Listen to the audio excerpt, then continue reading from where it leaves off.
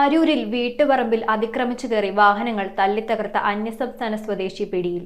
അരൂർ കണിശ്ശേരിയിൽ സുലൈമാന്റെ വീട്ടിലാണ് അക്രമം നടന്നത്. വഴിപോക്കനായ കുമാർ എന്ന മധ്യവയസ്കനാണ് പറമ്പിൽ പാർക്ക് ചെയ്തിരുന്ന വാഹനങ്ങൾ അടിച്ചു തകർത്തത്. ലക്ഷക്കണക്കിന് രൂപയുടെ നാശനഷ്ടം വരുത്തിയ ശേഷം ഓടി രക്ഷപ്പെടാൻ ശ്രമിച്ച ഇയാളെ നാട്ടുകാർ ചേർന്ന് കീഴ്പ്പെടുത്തി.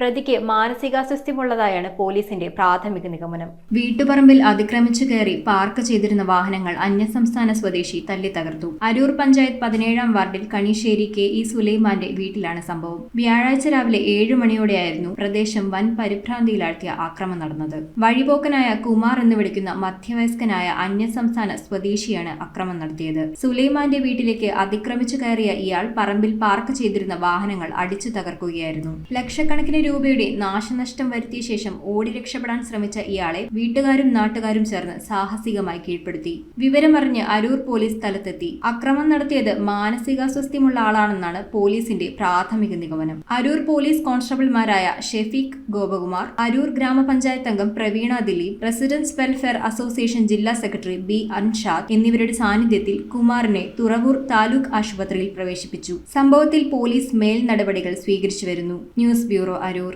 റിങ്ങുകൾ 1 ഗ്രാമിൽ തുടങ്ങുന്ന മാലകൾ, നെക്ലസുകൾ 9,000 രൂപ മുതൽ ഡയമണ്ട് നെക്ലസുകൾ 1 ലക്ഷം മുതൽ ആരംഭിക്കുന്ന വെഡിംഗ് സെറ്റുകൾ. കൂടാതെ നിങ്ങളുടെ പഴയ സ്വർണത്തിന് ഏറ്റവും ഉയർന്ന മൂല്യവും. Maharaja gold and diamonds,